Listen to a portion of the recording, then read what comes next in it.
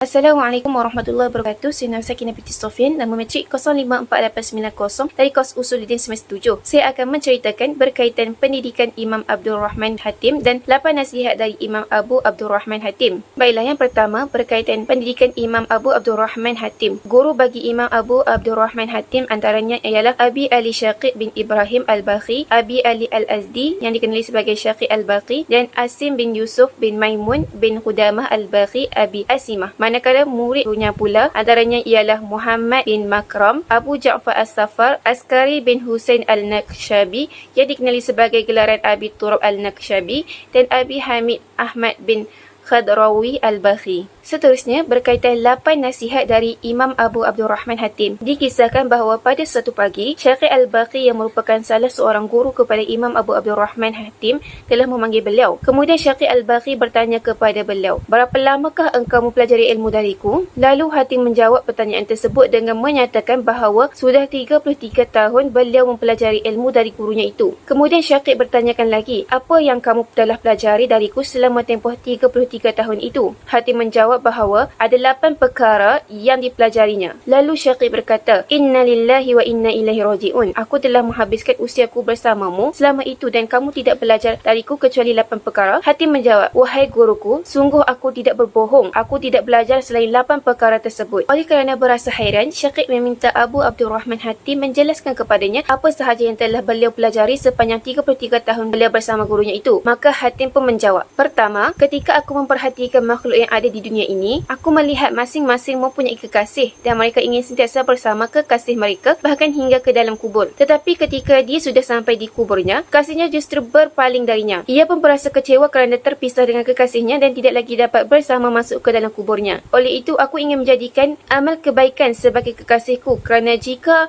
aku masuk kubur, maka semua amal kebaikan akan tetap mengikutiku sehingga dalam liang lahat." Kemudian yang kedua, aku merenungkan firman Allah SWT dalam surah An-Nazi'at ayat 40 hingga 41. Allah Ta'ala, "Wa amma man qafa maqama rabbih wa nahan nafsa 'anil hawa fa innal jannata hiyal ma'wa." Maksudnya, dan ada pun orang yang takut pada kebesaran Tuhannya dan menahan diri dari keinginan hawa nafsunya, maka sesungguhnya syurgalah tempat tinggalnya. Maka aku berusaha dengan bersungguh-sungguh untuk meneguhkan diri dalam menundukkan hawa nafsu hingga nafsu aku tenang dan tidak goyah di atas ketaatan kepada Allah SWT.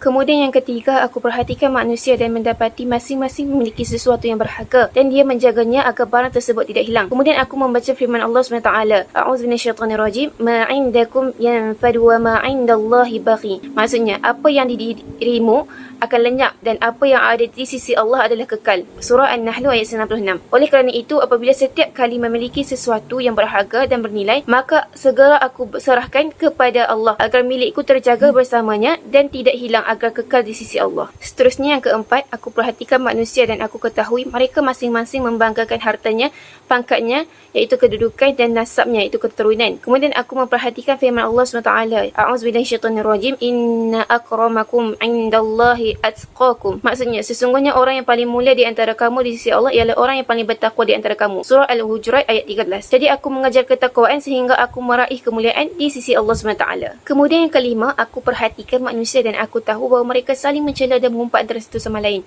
Aku tahu bahawa masalah utamanya adalah sifat dengki dan iri hati. Kemudian aku pun merenung firman Allah SWT, "A'udzubillahi minasyaitonirrajim, nahnu qasamna bainahum ma'isyatahum fit hayatid dunya." Maksudnya, kami telah membahagikan rezeki kami di antara mereka agar dapat memenuhi keperluan mereka dalam kehidupan di dunia ini.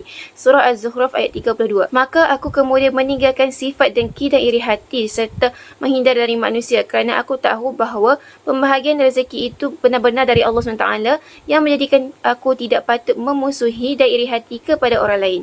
Seterusnya yang keenam, aku perhatikan manusia di sekitarku. Sebahagian dari mereka menganiaya dan berbuat zalim serta memerangi antara satu sama lain. Maka aku melihat firman Allah SWT, "A'udzubillahi minasyaitonirrajim, innasyaitana lakum aduwwun fattakhidhuhu aduwwa." Maksudnya, sesungguhnya syaitan adalah musuh bagi kamu, maka perlakukanlah dia sebagai musuhmu yang mesti dijauhi dari tipu dayanya. Oleh kerana itu, aku menghindari dari memusuhi orang lain dan sebaliknya aku berusaha fokus dan berwaspada dalam menghadapi permusuhan syaitan. Kerana sesungguhnya Allah SWT telah telah bersaksi bahawa sesungguhnya syaitan adalah musuhku dan aku tidak memusuhi makhluk lain selain daripada syaitan. Kemudian yang ketujuh, aku melihat manusia di sekitarku. Aku mendapati bahawa mereka masing-masing menghina diri mereka sendiri dalam mencari rezeki. Bahkan ada di antara mereka yang berani melakukan pekerjaan yang tidak halal. Lalu aku merenung firman Allah SWT. A'udzubillahisyaitanirrajim. Wa ma min dabbatin fil ardi illa 'ala Allahi rizquha. Maksudnya, dan tiada satu pun dari makhluk-makhluk yang melata di bumi ini melainkan Allah lah yang menjamin rezekinya. Surah Hud ayat 6. Maka aku meyakini bahawa diriku adalah salah satu dari makhluk Allah yang Allah jamin rezekinya. Maka aku menyibukkan diriku dalam apa sahaja yang menjadi kewajipanku dan aku menyerahkan apa yang menjadi hak aku di sisinya. Dan yang ke-8, kemudian aku perhatikan lagi manusia di sekitar aku. Aku dapati mereka bergantung harap kepada makhluk lain seperti kebunnya dan perniagaannya. Dan sebahagian lainnya bergantung kepada kesihatan pada mereka. Maka aku akan kembali kepada firman Allah SWT. A'udzubillahiminasyaitanirrajim. Wa man yatawakkal 'ala Allahi fahuwa hasbuh. Surah At-Talaq ayat 3. Maksudnya, dan barang siapa bertawakal kepada Allah, maka Allah akan mencukupi keperluannya. Maka aku berserah diri kepada Allah SWT. Aku yakin Allah lah Tuhan yang akan mencukupkan segala keperluanku. Setelah mendengar penjelasan dari Hatim, maka Syaqib berkata, semoga Allah melimpahkan taufiknya kepadamu. Aku telah mempelajari ilmu-ilmu yang terkandung di dalam kitab-kitab suci milik Allah iaitu Taurat, Injil, Zabur dan Al-Quran, dan aku dapati bahawa ternyata semua kitab membahaskan ke-88 persoalan ini. Oleh kerana itu, barang siapa mengamalkan ke-88-nya, maka ia benar-benar telah mengamalkan ke-44 kitab suci tersebut. Sekian, wabillahi taufiq wal hidayah. Assalamualaikum warahmatullahi wabarakatuh.